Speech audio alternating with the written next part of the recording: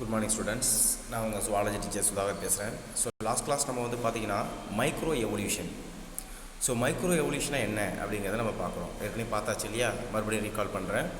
So micro evolution is the changes in the allele frequency. Allele ஃப்ரீக்வன்சினா என்ன அப்படின்னா அல்லீலுடைய விகிதத்தில் மாறுபாடு. இப்போ 4 அல்லீல் இருக்குது, அது சேஞ்சஸ் ஆச்சுன்னா 5 அல்லீல், 6 அல்லீல், இல்லை ரெடியூஸ் ஆகுது, ஏதோ ஒரு changes. So that micro evolution refers to the changes in allele frequency within a population. So எப்படி வந்து அல்லீல்ஸில் சேஞ்சஸ் வருது அப்படின்னா அதுக்கு தான் 4 கேட்டகரிஸ் கொடுக்குறாங்க. ஒன்று வந்து பார்த்தீங்கன்னா நேச்சுரல் செலெக்ஷன், ரெண்டாவது வந்து பார்த்தீங்கன்னா ஜீன் ஃப்ளோ, மூணாவது வந்து பார்த்தீங்கன்னா ஜெனட்டிக் ட்ரிஃப்ட், நாலாவது வந்து பார்த்தீங்கன்னா மியூட்டேஷன் எக்ஸ்ட்ரா. இதனால் வந்து பார்த்தீங்கன்னா அல்லீல் வந்து என்ன செஞ்சது, அல்லீலோட ஃப்ரீக்வன்சியில் சேஞ்சஸ் வருது அப்படிங்கிறத நம்ம பார்க்குறோம். So next, what is natural selection? அது ஃபஸ்ட் ஒன்று நம்ம எதை பற்றி பார்க்க போகிறோம்? நேச்சுரல் செலெக்ஷனாக என்னென்னு நம்ம பார்க்குறோம். நேச்சுரல் செலெக்ஷன் என்னது? நான் சொல்லியிருப்பேன் ஆல்ரெடி, இயற்கை தேர்வு. அதுக்கு பேர் தான் வந்து பார்த்திங்கன்னா என்னது, natural selection. So that zoom பண்ணிக்கிறேன். ஸோ நேச்சுரல் செலெக்ஷன் என்ன அப்படின்னா, natural selection occurs when allele, சரிங்களா? எதில் நடக்குது? இயற்கை தேர்வு அல்லீலில் நடக்குது. Make an organism more or less fit to the survive. அப்போது ஒரு ஆர்கானிசம் இருக்குது, அந்த ஆர்கானிசத்தை அல்லீலில் சேஞ்சஸ் வருது. அந்த சேஞ்சஸ் வந்து பார்த்திங்கன்னா அந்த ஆர்கானிசத்தில் அந்த என்வாமெண்ட்டில் சர்வைவ் பண்ணுறதுக்கு ஃபிட் பண்ணோம். மேபி அது ஹார்ம்ஃபுல்லாக இருந்ததுன்னா அது என்ன செய்யும் அப்படின்னா என்னது நாட் ஃபிட் அப்படின்னு சொல்லுவாங்க, அது லெஸ் ஃபிட்னு சொல்லுவாங்க. அப்போ ஃபேவரபுளாக இருந்ததுன்னா அந்த அல்லீல் ஃப்ரீக்வன்சி சேஞ்சஸ்ஸு அந்த ஆர்கானிசத்தை உயிர் வாழ வைக்கும். அது அன்ஃபேவரபுளாக இருந்ததுன்னா அந்த ஆர்கானிசத்தை வந்து பார்த்தோன்னா ரெடியூஸ் பண்ணிடும். If an allele increase the fitness, the frequency tended to rise in the over generation. அப்போ அந்த அல்லீல் ஃப்ரீக்வன்சி அந்த ஆர்கானிசத்துக்கு ஒரு ஃபிட்னஸை கொடுத்ததுன்னா அது இன்க்ரீஸ் ஆகும். மீனிங் புரியுதுங்களா? அந்த சேஞ்சஸ் வந்து பார்த்திங்கன்னா அதுக்கு ஃபேவரபுளாக இருந்ததுன்னா அந்த ஸ்பீசிஸ் உயிரோடு இருக்கும். அந்த உயிரோடு உள்ள ஸ்பீசிஸ் நிறைய ஜெனரேஷனை ப்ரொடியூஸ் பண்ணும் அப்படின்னு சொல்லி கொடுத்துருக்காங்க. Okay, next, if an allele reduce the fitness, நல்லா பாருங்கள் என்ன செய்யுது வந்து பார்த்திங்கன்னா ரெடியூஸ் த ஃபிட்னஸ். அப்போ ஃபிட்னஸை ரெடியூஸ் பண்ணும்போது என்ன ஆகுது அப்படின்னா the frequency tent to fall over generation. So generation அதோட ஸ்பீசிஸ் வந்து பார்த்தா குறைஞ்சி போயிடும். அப்போ அல்லீல் ஃப்ரீக்வன்சி சேஞ்சஸ் ஆகுது. எதுலன்னு பார்த்தோம், அதில் நேச்சுரல் செலெக்ஷன் வந்து பார்த்தீங்கன்னா அந்த பாப்புலேஷன் உள்ள அல்லீல் ஃப்ரீக்வன்சி சேஞ்சஸ் ஆகும்போது ஃபிட்டாக ஆனிச்சுன்னா அந்த ஆர்கானிசம் எப்படி இருக்கும், லாங் டைம் உயிரோடு இருக்கும். அதை நிறைய ரீப்ரொடியூஸ் பண்ணால் அந்த பாப்புலேஷன் மெயின்டைன் ஆகும். அந்த allele frequency not fit to the organism, அதுக்கு வந்து ஃபேவரபுளாக இல்லைன்னா அதோடைய பாப்புலேஷன் வந்து என்ன செய்யும், ஜெனரேஷன்ஸ் வந்து ரெடியூஸ் ஆகி போயிட்டே இருக்கும்னு சொல்லி கொடுக்குறாங்க. ஸோ இந்த நேச்சுரல் செலெக்ஷன் வந்து பார்த்தா மொத்தம் 3 கைண்ட்ஸ் ஆஃப் நேச்சுரல் செலெக்ஷன் கொடுத்துருக்காங்க. ஒன்று என்ன அப்படின்னா ஸ்டெபிலைசிங் செலெக்ஷன். ஸ்டேபிள் தெரியும், நிலையான. அப்போ ஸ்டெபிலைசிங் செலெக்ஷனாக என்ன கொடுத்துருக்காங்க அப்படின்னு வந்து பார்த்தீங்கன்னா நிலையானது. ஓகேங்களா? நிலைப்படுத்துதல் தேர்வு முறைன்னு சொல்லுவாங்க. ரெண்டாவது டைரெக்ஷனானது ஒன் டைரெக்ஷன், இலக்கு நோக்கிய செலெக்ஷன், இலக்கு நோக்கிய தேர்வு முறைன்னு சொல்லுவாங்க. மூணாவது வந்து பார்த்திங்கன்னா டிஸ்ட்ரப்டிவ்னா உடைத்தல். அப்போ டிஸ்ட்ரப்டிவ் என்பது வந்து பார்த்தா உடைத்தல் முறை தேர்வு அப்படின்னு சொல்லி கொடுக்குறாங்க. இதை 1 by 1 நான் கிளியராக சொல்கிறேன். ஓகேங்களா? ஸோ ஃபஸ்ட் ஒன் நம்ம எதை பற்றி பார்க்க போகிறோம், ஸ்டெபிலைசிங் செலெக்ஷன். இதை பற்றி பார்க்க போகிறோம், stabilising selection. So what is stabilising? நிலைப்படுத்துதல் தேர்வு அப்படின்னா என்ன அப்படின்னா இது இன்னொன்று கொடுத்துருப்பாங்க. ஸ்டெபிலைசிங் செலெக்ஷன் இன்னொரு பேர் வந்து பார்த்தீங்கன்னா சென்ட்ரிபிட்டல் செலெக்ஷன். சென்ட்ரிபிட்டல் அப்படின்னா மைய நோக்கு தேர்வு. ஓகேங்களா? என்ன நோக்கு தேர்வு? மைய நோக்கு தேர்வு. ஸோ என்ன நடக்குது அப்படின்னா stabilising organism with average phenotype survive. ஒரு ஆர்கானிசம் இருக்குது, அதனுடைய ஆவரேஜ் வந்து பார்த்திங்கன்னா சர்வே ஆகும். புரியுங்களா? Where extreme phenotype are eliminated. Extreme phenotype are eliminated. நல்லா தெரிஞ்சுங்க, இது ஒரு ஆர்கானிசத்தோட இது. இங்கே இந்த இந்த இந்த ஏரியாக்குள்ளே வந்து பார்த்திங்கன்னா அதை மாடிஃபைடு அதை கொடுத்துருக்கேன். இது ஒரு எக்ஸ்ட்ரீமைட்ஸ், இது ஒரு முனை, இது ஒரு முனை. அப்போ 2 இடத்துலையும் வந்து பார்த்திங்கன்னா ஸ்டேபிள் என்ன ஆகிடுது, அந்த ஆவரேஜ் வந்து பார்த்திங்கன்னா இறந்து போயிடும், சர்வே ஆகாது. எது மட்டும்தான் அது ஆகும், இந்த ஏரியாவில் உள்ள மாடிஃபைடு அது மட்டும்தான் சர்வே ஆகும். ஓகேங்களா? ஆர்கானிசம் வித் ஆவரேஜ் ஃபீனோடைப் சர்வை வேறு எக்ஸ்ட்ரீம் ஃபீனோடைப் ஆர் எலிமினேட்டர். அப்போ இங்கே உள்ளதெல்லாம் என்ன செஞ்சிடும் அப்படின்னா எலிமினேட், நீக்கப்படுதுன்னு சொல்லி கொடுத்துருக்காங்க. Phenotypic stability is maintained, however என்னது speciation does not occur. Phenotype தான் இருக்கும். பட் இதுலேருந்து புதிய வகை உயிரினம் வருமானா இந்த செலெக்ஷனில் வராது, மைண்டில் வச்சுங்க. இது ஆல்சோ கால்டு என்ன கொடுத்துட்டாங்க, சென்ட்ரிபிட்டல் செலெக்ஷன், மைய நோக்கு. இப்போ மையத்தில் தானே வருது, அப்போ இந்த ஸ்பீசிஸ் மட்டும்தான் சர்வே ஆகும், அதில் எந்த வித சேஞ்சஸும் இருக்காதுன்னு சொல்லி கொடுத்துருக்காங்க. Okay, are you clear? Stabilising selection மறுபடியும் சொல்கிறேன். ஸ்டெபிலைசிங் செலெக்ஷனுக்கு இன்னொரு பேர் என்ன கொடுக்குறாங்க அப்படின்னா centripetal selection. This type of selection operate in a stable environment. ஸ்டேபிள்னானது நிலையாக இருக்கக்கூடிய சுற்றுச்சூழல் தான் இந்த செலெக்ஷன் நடக்குது. Okay, are you clear? Stable environment. The next, the organism with average phenotype survive. நான் சொல்லியிருப்பேன் ஆவரேஜ்னா டூ எக்ஸ்ட்ரீமிஸ்ட், அது இதுவும் நெக்லெக்ட் ஆகிடும், இதுவும் நீக்கப்படுது. எது மட்டும் தான் இருக்குது, சென்ட்ரலில் உள்ள ஆவரேஜ் மட்டும் தான் சர்வைவ் ஆகும். Average phenotype survive where the extreme individual of both end. இது ஒரு எண்டு, அது ரெண்டு என்னது எலிமினேட் ஆகுது. சரிங்களா? ஓகே, இதில் உங்களுக்கு புரிஞ்சிருக்குன்னு நினைக்கிறேன். There is no speciation. இதில் என்ன வராது, புதிய வகை உயிரினம் இந்த செலெக்ஷனில் வராது. நல்லா மைண்டில் வச்சுங்க. There is no speciation but phenotypic stability is maintained. அந்த உயிர் என்ன ஷேப்பில் இருந்தோ அதே ஷேப்பில் தான் மெயின்டைன் ஆகும். எந்தவித ஷேப் மாடிஃபிகேஷனும் இருக்காது, எந்தவித ஷேப் மாடிஃபிகேஷனும் இருக்காதுன்னு சொல்லி கொடுத்துருக்காங்க. Okay, phenotypic stability is maintained within the population over generation. தலைமுறைகளாக அதே வகை உயிரினம் மெயின்டைன் ஆகும்னு சொல்லி கொடுத்துருக்காங்க. For example, measurement of sparrow. ஸ்பேரோனா உங்களுக்கு தெரியும்ல, ஸ்பேரோனா என்னது? What you mean sparrow? ஸ்பேரோனா வந்து பார்த்தா சிட்டுக்குருவி இருக்கு இல்லையா? ஸோ சிட்டுக்குருவி வந்து பார்த்தீங்கன்னா that survived the storm clustered around the mean. Storm, ஒரு புயல் வரும்பொழுது என்ன ஆகுது அப்படின்னா அது வந்து கிளஸ்டர், ஒரு குரூப்பாக மாறிடுது. அரவுண்ட் த மீன், மீன் என்ன அர்த்தம், சென்டர்னு அர்த்தம். ஓகேவா? ஒரு புயல் வரும்பொழுது அந்த சிட்டுக்குருவி எல்லாம் வந்து பார்த்தா எங்கே இது பண்ணுதுன்னா மீன்னா ஆவரேஜ் மிடிலுக்கு இதுக்கு வந்துடுது. ஓகேங்களா? And the sparrow that failed to survive to the storm clustered around the extremes of the variation showing stability selection. அப்போ இந்த ரெண்டு பக்கம் ரைட் சைடு லெஃப்ட் சைடு தான் வந்து பார்த்தீங்கன்னா எக்ஸ்ட்ரீமேட்ஸ்னு சொல்லுவாங்க. அப்போ ரெண்டு பக்கம் உள்ளது வந்து பார்த்தீங்கன்னா அந்த ஸ்பீசிஸ் அழிஞ்சு போயிடுது, சென்டரில் குரூப்பாக உள்ளது வந்து தப்பிச்சுடுதுன்னு சொல்லி ஒரு எக்ஸாம்பிள்ஸும் உங்கள் புக்ஸில் கொடுத்துருக்காங்க. R you clear? நெக்ஸ்ட் வந்து பார்த்தீங்கன்னா டைரெக்ஷனல் செலெக்ஷன். டைரெக்ஷன்லாம் தெரியும் உங்களுக்கு, என்ன கொடுத்துருப்பாங்க அப்படின்னா இலக்கு நோக்கிய முறை. அதுக்கு என்ன மெத்தட் பேர் என்னது? இலக்கு நோக்கிய முறை. ஓகே, இதில் என்ன கொடுத்துருப்பாங்க, directional selection favour the one extreme phenotype. எது மட்டும் அலோவ் பண்ணுது? One extreme. அப்போ ஒன் எக்ஸ்ட்ரீம்னா தெரியும், எக்ஸ்ட்ரீம்னா உங்களுக்கு தெரியுது, ஏதோ டூ எக்ஸ்ட்ரீம் இருக்குது, அதில் ஒரு எக்ஸ்ட்ரீம் மட்டும்தான் நேச்சர் வந்து சர்வே பண்ணுது. மேபி அது இதுவாக இருக்கலாம், அது இந்த ரீஜனாக இருக்கலாம், நாட் ஆவரேஜ், ஆவரேஜ் கிடையாது.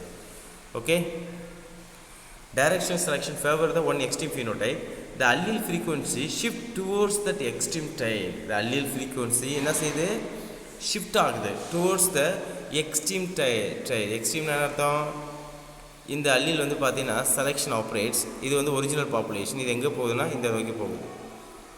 புரியுங்களா? அல்லீல் ஃப்ரீக்வன்சி ஷிஃப்ட்டு மாறுது டுவர்ட்ஸ் த எக்ஸ்ட்ரீம் ட்ரைல். எக்ஸ்ட்ரீம்னு என்ன அர்த்தம்? இது ஒரு எக்ஸ்ட்ரீம், இது இந்த இதை நோக்கி அந்த ட்ரெயினை கேரக்டர் மாறுதுன்னு சொல்லி கொடுத்துருக்காங்க.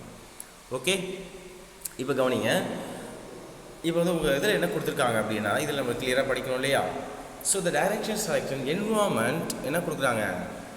Environment which undergo gradual changes. கிராஜுவல்னால் என்ன அர்த்தம்? கொஞ்சம் கொஞ்சமாக அது சேஞ்சஸ் ஆகுது. கிராஜுவல்னால் என்னது? படிப்படியாக சேஞ்சஸ் ஆகுது. Subjected to direction selection. அப்போ டைரக்ஷன் செலெக்ஷன் அர்த்தம் இது ஒரு என்விரான்மெண்ட் கொஞ்சம் கொஞ்சமாக இதாகுது. எக்ஸாம்பிள்ஸ் என்ன வச்சுக்கலாம் சொல்லுங்கள் பார்க்கலாம். ஒரு டெம்பரேச்சர் வச்சுங்க. இப்போ டெம்பரேச்சர் வந்து பார்த்தீங்கன்னா ஒரு 1 வீக்குக்கு வந்து பார்த்தா 36 டிகிரி செல்சியஸுக்கு அந்த ஆர்கானிசம் இருக்குது. எத்தனை டிகிரி? 36. அப்படியே கொஞ்சம் கொஞ்சமாக நம்ம வெப்பத்தை அதிகப்படுத்தும், ஹீட்டை வந்து டெம்பரேச்சர் அதிகப்படுத்தும் போது 36, 36.5, 37, 37.5 அப்படி போகும்போது ஆர்கானிசம் அதுக்கு அடாப்ட் ஆகிடுது. புரியுதுங்களா? இதுதான் டைரெக்ஷனல் செலெக்ஷன். ஸோ என்ன கொடுக்குறாங்க பாரு, திஸ் டைப் ஆஃப் செலெக்ஷன் என்ன கொடுக்குறாங்க? This type of selection remove the என்ன கொடுக்குறாங்க? Individual from one end towards the other end of the phenotype distribution. அப்போ இந்த இடத்துல வந்து பார்த்தீங்கன்னா இது வந்து என்ன ஆகுது? டிஸ்டர்ப் ஆகிடுது, அது வந்து இதாகுது. அப்போ எது மட்டும் தான் அலோவ் ஆகுது?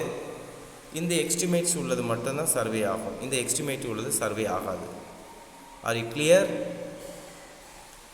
For example size difference between male and female sparrow. ஸ்பேரோனா சிட்டுக்குருவி.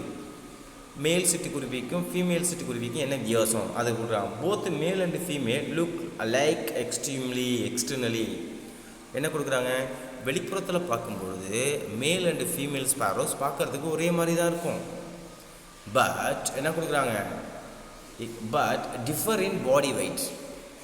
பாடியோட வெயிட் டிஃபர் ஆகிட்டே இருக்கும். எதுக்கு வெயிட் அதிகமாக இருக்கும்?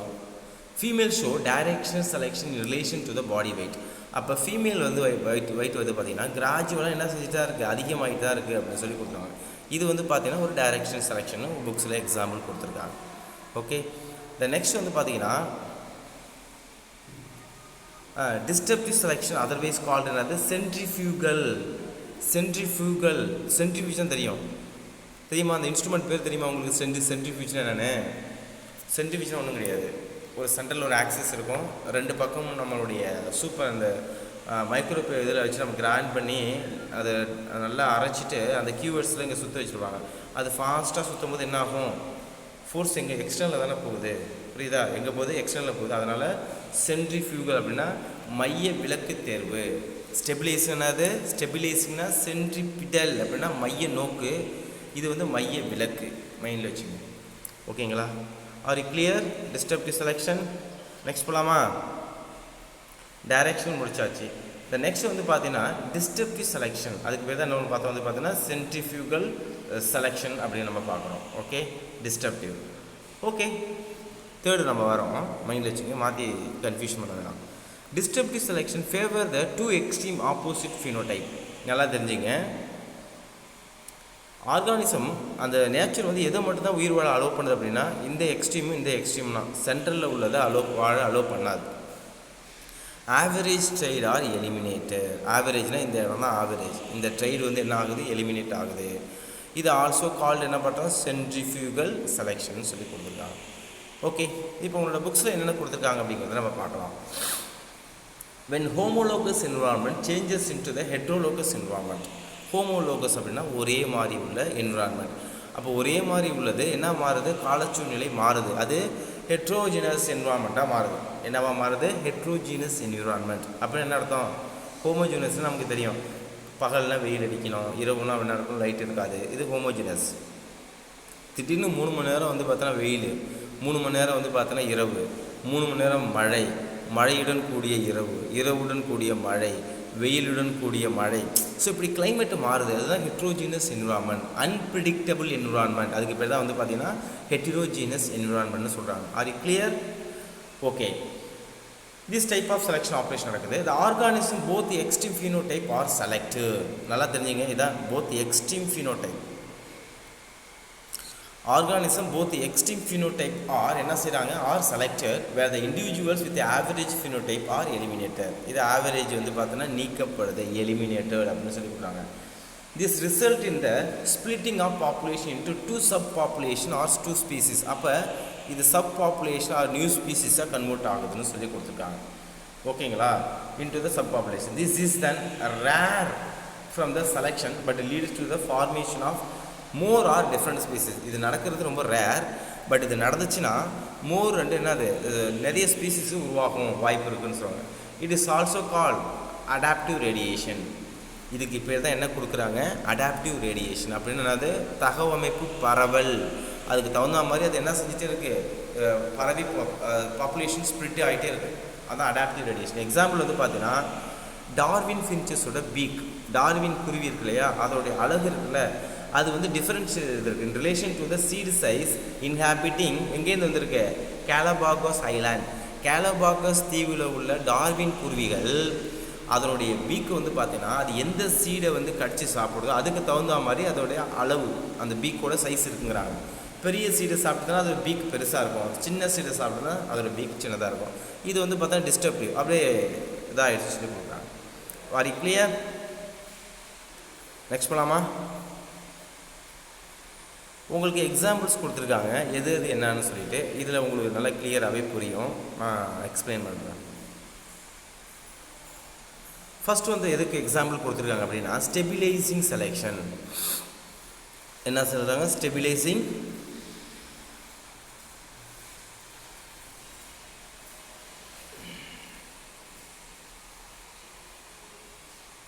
ஓகே. ஸோ ஃபஸ்ட் நம்ம எதை பற்றி பார்க்குறோம் அப்படின்னா ஸ்டெபிலைசிங் செலெக்ஷன். இதில் என்ன கொடுத்துருக்காங்க அப்படின்னா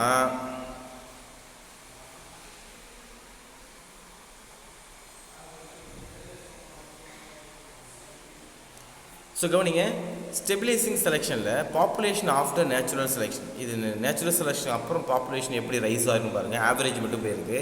இது ஒரிஜினல் பாப்புலேஷன். ப்ளூ கலராக உள்ளது வந்து பார்த்திங்கன்னா original population.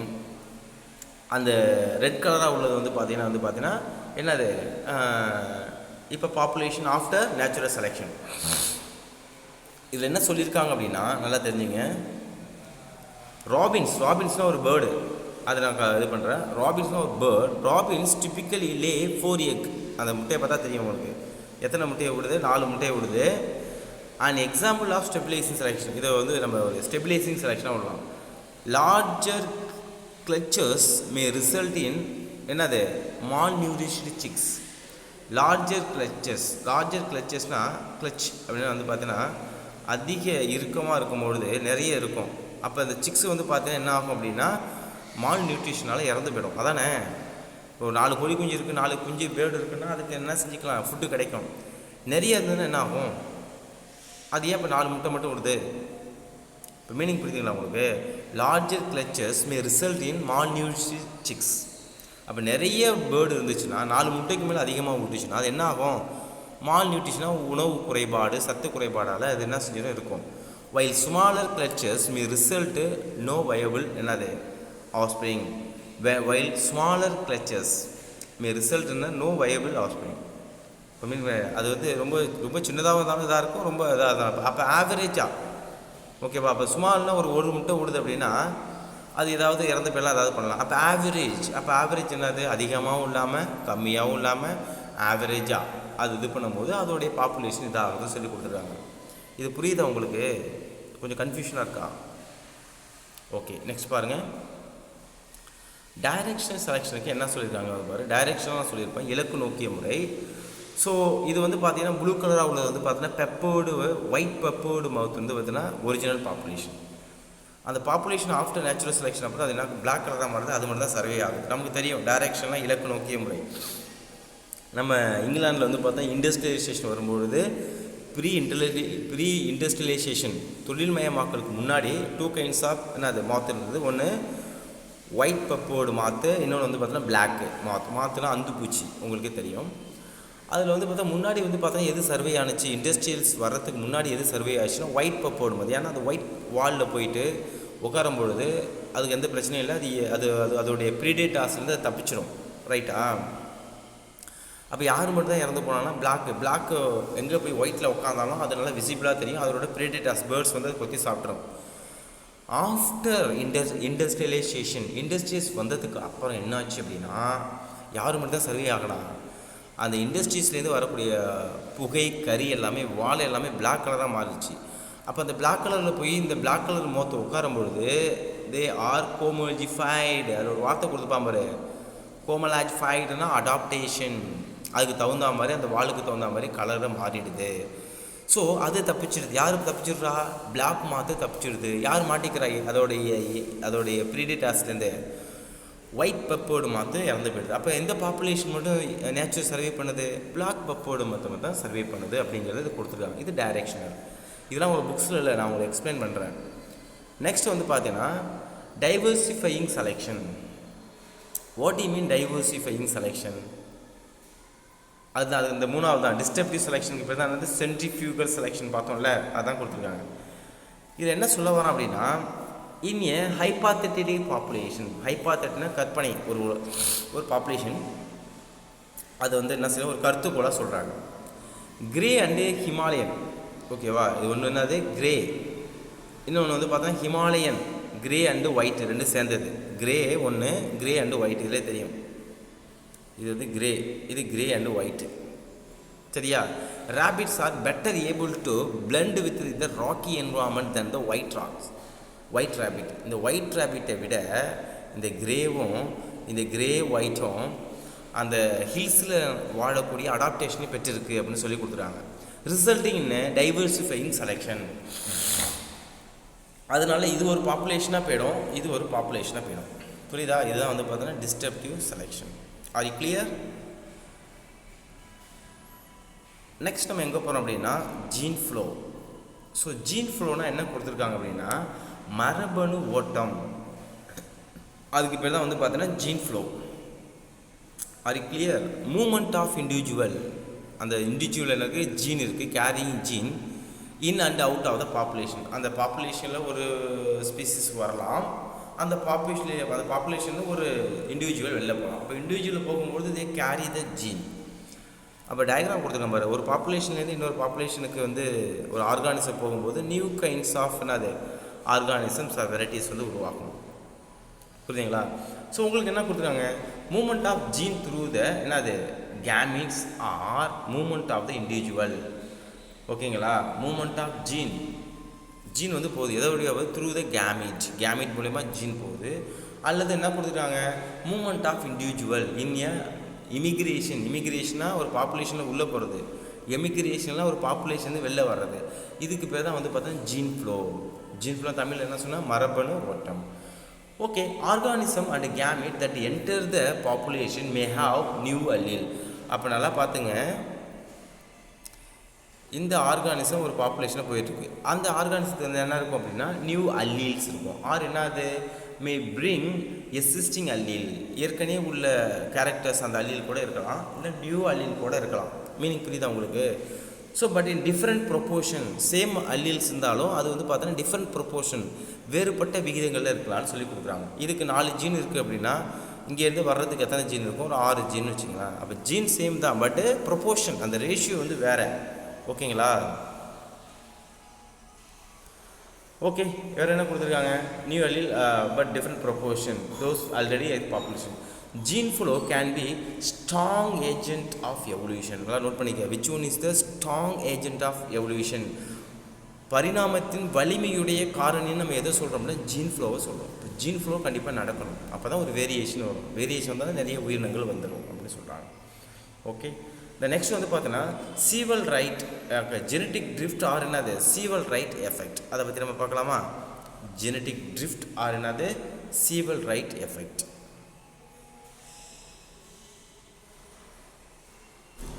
Listen, genetic drift and இன்னொன்று ஃபவுண்டர் எஃபெக்ட் இதை பற்றி பார்க்கலாம். So what you mean genetic drift? மரபியல் நகர்வுனா என்ன? மரபியல் நகர்வுனா என்ன? அப்புறம் சீவல் ரைட் எஃபெக்ட்னா என்ன? சீவல் ரைட் விளைவு. எஃபெக்ட்னா என்னது? விளைவு. இதை பற்றி நம்ம பார்க்கலாமா? So first genetic drift is essential mechanism of evolution. Genetic drift என்ன சொல்கிறாங்க? எசென்ஷியல். மரபியல் நகர்வு வந்து பார்த்தீங்கன்னா ஒரு முக்கியமான ஒன்று. Evolution in which allele frequency of the population change. Allele frequency, அல்லீலோட விகிதம். ஒரு பாப்புலேஷனில் 46 அல்லீல் இருக்குன்னா அதோடைய ப்ரொப்போர்ஷனில் ஒரு சேஞ்சஸ். 46 45 மாறலாம், 46 47 மாறலாம். அது சேஞ்சஸ். அப்போ எதில் சேஞ்சஸ் வருது? ஜெனட்டிக் ட்ரிஃப்டில் அதனுடைய பாப்புலேஷனில் வருது. Allele frequency population changes due to என்னது ஜெனரேஷனில் அது மாற்றம் வருது அப்படின்னு சொல்லி கொடுக்குறாங்க. டு சேஞ்ச் வந்து சாம்பிளிங் எரர் அப்படின்னா சாம்பிளிங்லாம் தெரியும். சாம்பிள் எடுக்கிறது, அதை சாம்பிள் அது தேர்ந்தெடுக்கும் பொழுது அந்த உயிரினத்தில் குறைபாடு ஏற்படுது, தவறு ஏற்படுகிறது. நேச்சர் வந்து அதை செலக்ட் பண்ணும்போது அதில் சாம்பிளிங் எரர் ஆகுது அப்படிங்கிறாங்க. So genetic drift occurs in all population size. நல்லா தெரிஞ்சுக்கோ. ஜெனட்டிக் அந்த இது வந்து பார்த்தீங்கன்னா ஜெனட்டிக் ட்ரிஃப்ட் வந்து பார்த்தீங்கன்னா பாப்புலேஷனில் எல்லா சைஸ்லையும் அக்கர்ஸ் ஆகும். ஒரு பாப்புலேஷனில் ஒரு ஆர்கானிசம் மட்டும் விட்டு வைக்காது. புரியுதுங்களா உங்களுக்கு? இதான் சொல்கிறாங்க. அப்போ genetic drift occurs in all population size. It affect in strong in A small population. But எங்கே தீவிரமாக எங்கே அதோடைய ஜெனட்டிக் ட்ரிஃப்ட் நடக்கும் அப்படின்னா ஸ்மால் பாப்புலேஷன். லார்ஜ் பாப்புலேஷன் எல்லா ஏரியாவும் நடக்குது. பட் அதோடைய ஸ்ட்ராங் எஃபெக்ட் எங்கே, ஸ்ட்ராங் அதோடைய கான்சன்ட்ரேஷன் எஃபெக்ட் எங்கே இருக்கும் அப்படின்னா ஸ்மால் பாப்புலேஷனுக்கு சொல்லி கொடுக்குறாங்க. It may result in the loss of some allele. அப்போ ஜெனட்டிக் ட்ரிஃப்ட் நடக்கும்போது இந்த ஆர்கானிசத்தில் என்ன செய்யுது? சம்டைம் அதோடைய அல்லீல் வந்து என்ன செய்யலாம்? லாஸஸ் ஆகலாம். ப்ராக்கெட்டில் கொடுத்துருப்பாங்க இன்க்ளூடிங் என்னது பெனிஃபிஷியல் கேரக்டர்ஸ். அந்த பெனிஃபிஷியல் கொடுக்கக்கூடிய அல்லீல் கூட சேஞ்சஸ் ஆகிருக்கலாம்னு சொல்லி கொடுத்துருக்காங்க. Okay. Next, genetic drift can have major effect in the population reduce in the size by natural disaster due to the bottleneck effect. இங்கே பால்டர்நெக் எஃபெக்ட்னா உங்களுக்கு தெரியும், கழுத்து சீசா விளைவு. ஸோ நேச்சுரல் ஹசார்டஸால் என்ன ஆகுது அப்படின்னா அந்த பாப்புலேஷனோட சைஸ் வந்து என்ன செஞ்சுன்னா குறைஞ்சிடலாம். அப்போ இவ்வளோ பெரிய பாப்புலேஷன் இருக்குது, அது என்ன நேச்சுரல் ஹசாஸில் சின்னதாக மாறிடுது. புரியுதுங்களா? அப்போ சின்னதாக மாறும்போது அது என்ன செய்யுது, பாப்புலேஷன் க்ரோ ஆகி அதுக்கப்புறம் ஸ்பீசியேஷன் மாதிரி போயிட்டுருக்கும். அது பார்க்குறதுக்கு பாட்டிலோட கழுத்து மாதிரி இருக்கிறதுனால அதுக்கு பாட்டில் நெக் எஃபெக்ட்னு சொல்லி கொடுப்பாங்க. So bottleneck effect are when a small group of population split from the main population to form a new colony due to the founder principle. So what is founder principle அப்படின்னா, அந்த population இருக்கு இல்லையா, இதுலேருந்து ஒரு small group of பிரிஞ்சு இது ஒரு பாப்புலேஷனாக உருவாகும், அது தனி ஒரு ஸ்பீசிஸாக உருவாகும். இதுக்கு பேர் தான் வந்து பார்த்தீங்கன்னா ஃபவுண்டர் பிரின்சிபல்னு சொல்லி கொடுத்துருக்காங்க. ஓகே, இதில் இன்னொன்று இருக்குது வந்து பார்த்தீங்கன்னா மியூட்டேஷன். அது உங்களுக்கு கொடுக்கல இதில் இல்லை, பட் நான் சொல்லிடுறேன். வாட் இஸ் மியூட்டேஷன் அப்படின்னா திடீர் மாற்றம். Although mutation is the original source of all genetic variation. Mutation தான் வந்து பார்த்தா ஒரிஜினல் சோர்ஸ், முக்கியமான ஒரு காரணம் எதுக்கு, ஒரு சேஞ்சஸ் வர்றதுக்கு. But mutation rare in most of its organism in slow. But நிறைய ஆர்கானிசத்தில் மியூட்டேஷன் நடக்கிறதே கிடையாது, நடந்தாலும் வெரி லோவாக தான் நடக்குது. ஓகேங்களா? Hence the mutation on the allele frequency from one generation to next is usually not large. அப்போ மியூட்டேஷன் வந்து பார்த்தீங்கன்னா ஒரு ஜெனரேஷன் இன்னொரு ஜெனரேஷன் போகிறதுக்கு ரொம்ப நடக்குதுன்னா இல்லை, குறைந்த அளவு தான் நடைபெறுதுன்னு சொல்லி கொடுக்குறாங்க. ஓகே ஸ்டூடெண்ட்ஸ், நெக்ஸ்ட் கிளாஸ் நம்ம வந்து பார்த்தீங்கன்னா ஹார்டி-வெயின்பெர்க் பிரின்சிபலை பற்றி பார்க்கலாம். அதுக்கப்புறம் வந்து எவல்யூஷன் ஆஃப் த ஹியூமன் அதை பற்றி பார்க்கலாம். Thank you students.